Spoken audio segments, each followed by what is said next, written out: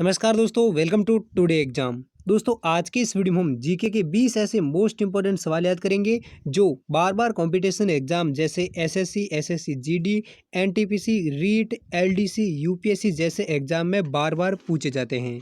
अगर दोस्तों आप भी किसी कंपटीशन एग्जाम की तैयारी कर रहे हैं तो इस वीडियो को लास्ट तक जरूर देखें और इन 20 सभी सवालों को जरूर याद करें, क्योंकि दोस्तों ये सभी प्रश्न हैं जो बार बार कंपटीशन एग्जाम में पूछे जाते हैं। इसलिए इन सभी सवालों को आप भी जरूर याद करें। और दोस्तों इस वीडियो के लास्ट में हमेशा की तरह अभ्यास के तौर पर एक सवाल आपसे भी पूछेंगे जिसका जवाब आपको कमेंट बॉक्स में लिखकर बताना है। इसलिए इन सभी सवालों को आप पहले जरूर याद करें। तो चलिए दोस्तों देखते हैं पहला सवाल। पहला सवाल है, हड़प्पा संस्कृति के अभिलेख मुख्यतः किस वस्तु पर बने मिले थे? तो दोस्तों इस सवाल का सही जवाब हो जाएगा ऑप्शन बी, यानी हड़प्पा संस्कृति के जो अभिलेख थे वो मोहरा पर लिखे मिले थे। किस पर लिखे मिले थे? हड़प्पा सभ्यता के अभिलेख मोहरा पर लिखे मिले थे। अगला सवाल है, ऋग्वेद में कुल कितने मंडल हैं? तो दोस्तों इस सवाल का सही जवाब हो जाएगा ऑप्शन ए, यानी ऋग्वेद में कुल 10 मंडल हैं। कितने मंडल है ऋग्वेद में? 10 मंडल हैं। जबकि 1028 स्तुति हैं और 10,580 पूरे मंत्र हैं। कितने हैं ऋग्वेद में मंत्र? 10,580 और 1028 है स्तुति हैं और ऋग्वेद में कुल 10 मंडल हैं। अगला सवाल है, महावीर स्वामी का बचपन का नाम क्या था? तो दोस्तों इस सवाल का सही जवाब हो जाएगा ऑप्शन बी, यानी महावीर स्वामी का बचपन का नाम है वो वर्धमान था। क्या नाम था महावीर स्वामी का बचपन का नाम? वर्धमान। और महावीर स्वामी का जन्म कहाँ हुआ था? वो हुआ था वैशाली के निकट कुंड ग्राम में 599 अथवा 540 ईस्वी के बीच वैशाली के निकट कुंड ग्राम में महावीर स्वामी का जन्म हुआ था, जिनका बचपन का नाम था वर्धमान। अगला सवाल है, अगला सवाल दोस्तों काफ़ी इंपॉर्टेंट सवाल है, इसलिए दोस्तों इस सवाल को आप जरूर याद रखिए, क्योंकि दोस्तों ये सवाल बार बार कंपटीशन एग्जाम में रिपीट होने वाला प्रश्न है। सवाल क्या है, कलिंग युद्ध के बाद सम्राट अशोक ने कौन सा धर्म स्वीकार किया था? तो दोस्तों इस सवाल का सही जवाब हो जाएगा ऑप्शन ए, यानी बौद्ध धर्म है वो कलिंग युद्ध के बाद सम्राट अशोक ने धर्म स्वीकार किया था। कौन सा धर्म स्वीकार किया था? बौद्ध धर्म। और किस युद्ध के बाद किया था? वो किया था कलिंग के युद्ध के बाद। ये भी ऐसे भी पूछा जाता था कि बौद्ध धर्म अशोक सम्राट ने किस युद्ध के बाद स्वीकार किया था? तो ऑप्शन सही हो जाएगा कलिंग युद्ध के बाद। और ये भी हो सकता है कलिंग युद्ध के बाद सम्राट अशोक ने कौन सा धर्म स्वीकार किया था? वो किया था बौद्ध धर्म। अगला सवाल है, निम्न में से इंडिका नामक पुस्तक के लेखक कौन हैं? तो दोस्तों इस सवाल का सही जवाब हो जाएगा ऑप्शन बी, यानी मैगनीज है जो इंडिका नामक पुस्तक के लेखक थे। कौन थे? मैगनीज हैं जो इंडिका नामक पुस्तक के लेखक हैं। अगला सवाल है, सुदर्शन झील का निर्माण किस शासक के काल में हुआ था? तो दोस्तों इस सवाल का सही जवाब हो जाएगा ऑप्शन बी, यानी चंद्रगुप्त मौर्य हैं जिन्होंने सुदर्शन झील का निर्माण करवाया था। किसके काल में हुआ था? चंद्रगुप्त मौर्य के काल में सुदर्शन झील का निर्माण हुआ था। और ये कहाँ पर है? सौराष्ट्र प्रांत में है ये झील है जिसका निर्माण है वो किसने करवाया था? चंद्रगुप्त मौर्य ने। इसी प्रकार अगला सवाल है, भारत में सबसे बड़ा बौद्ध स्तूप कहाँ स्थित है? तो दोस्तों इस सवाल का सही जवाब हो जाएगा ऑप्शन बी, यानी मध्य प्रदेश में स्थित सांची बौद्ध धर्म का जो भारत का सबसे बड़ा बौद्ध स्तूप है। कौन सा है? सांची स्तूप है जो भारत के मध्य प्रदेश में स्थित है, जो बौद्ध तीर्थ स्थल के रूप में जाना जाता है, जो भारत का सबसे बड़ा बौद्ध स्तूप है, जिसका 36.5 मीटर व्यास है और 16.4 मीटर ऊंचाई है इस सांची स्तूप की, जो भारत का सबसे बड़ा बौद्ध स्तूप है। और ये कहाँ पर है? ये मध्य प्रदेश राज्य में है। अगला सवाल है, मौर्य साम्राज्य की स्थापना किसने की थी? तो दोस्तों इस सवाल का सही जवाब हो जाएगा ऑप्शन सी, यानी चंद्रगुप्त मौर्य हैं जिन्होंने 322 ईस्वी में मौर्य साम्राज्य की स्थापना की थी। कब की थी? 322 ईस्वी पूर्व में मौर्य साम्राज्य की स्थापना चंद्रगुप्त मौर्य ने की थी। अगला सवाल है, आजाद हिंद फौज का गठन कब हुआ था? तो दोस्तों इस सवाल का सही जवाब हो जाएगा ऑप्शन सी, यानी साल 1942 ईस्वी में सिंगापुर में मोहन सिंह तथा उनके साथियों ने आजाद हिंद फौज का गठन किया था, जबकि बाद में इसकी कमान है वो नेताजी सुभाष चंद्र बोस को सौंप दी थी। यानी आजाद हिंद फौज का गठन किसने किया था? वो किया था मोहन सिंह तथा उनके साथियों ने। और कहाँ पर की थी? ये की थी सिंगापुर में।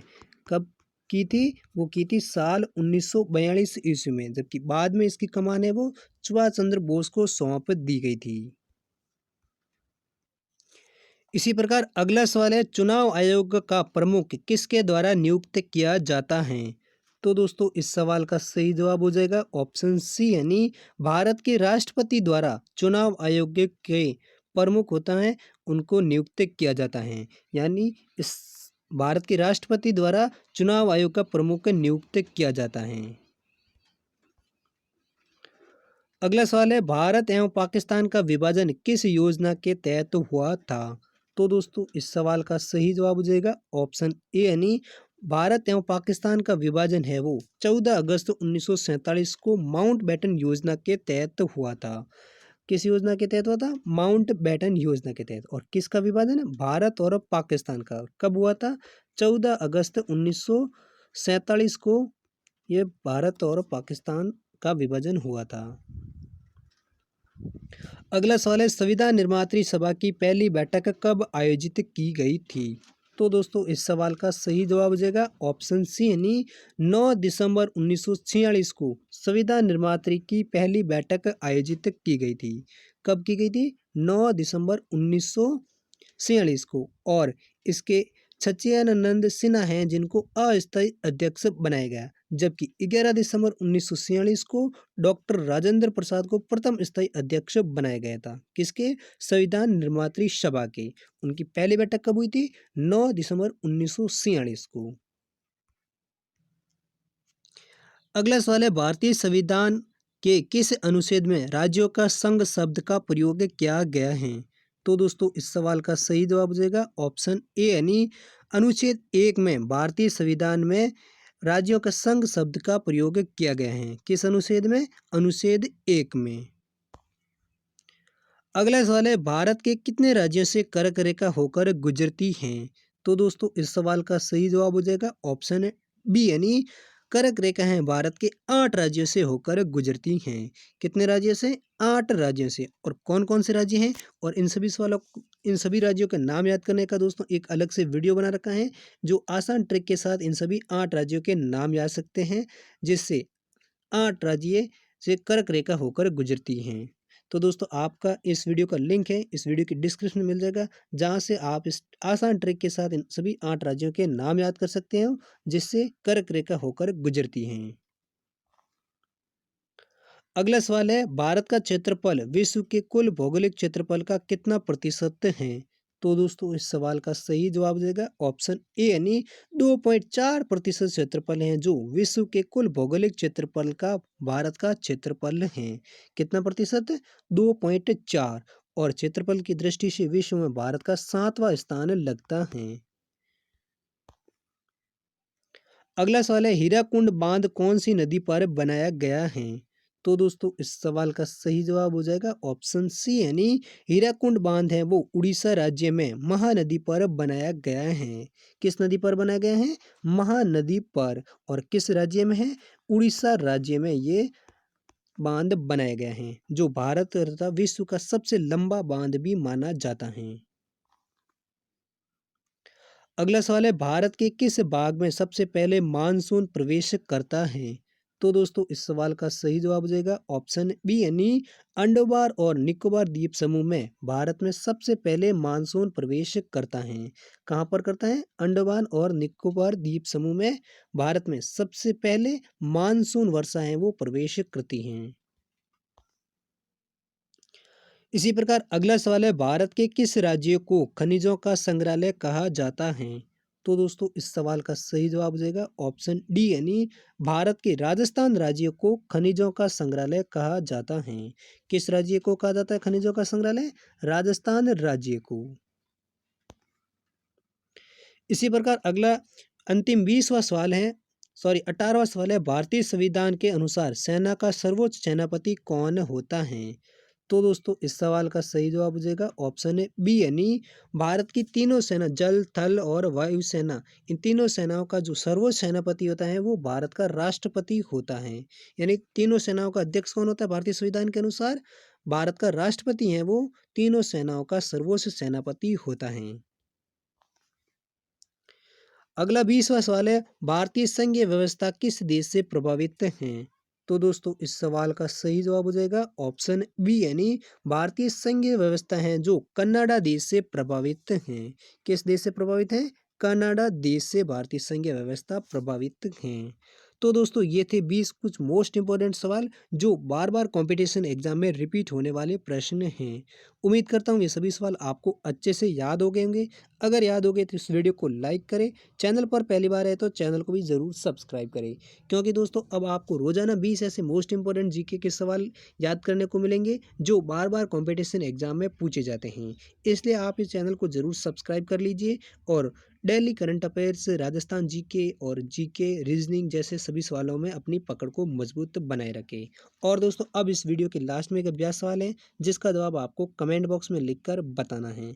आज के सवाल का अभ्यास सवाल है, भारत की पहली महिला चुनाव आयुक्त कौन थी? तो दोस्तों भारत की पहली महिला चुनाव आयुक्त कौन थी? इनमें से कौन सा ऑप्शन सही है वो आप कमेंट में ज़रूर लिखकर बताइए। और दोस्तों इन सभी सवालों का पीडीएफ फाइल है वो आप हमारे टेलीग्राम ग्रुप से डाउनलोड कर सकते हैं, जिसका लिंक है आपको हमारे इस वीडियो के डिस्क्रिप्शन में मिल जाएगा, जहां से आप टेलीग्राम ग्रुप को ज्वाइन कर लीजिए और सभी सवालों का पीडीएफ भी डाउनलोड कर लीजिए। और हम मिलते हैं अगले वीडियो के साथ, तब तक के लिए जय हिंद, वंदे मातरम।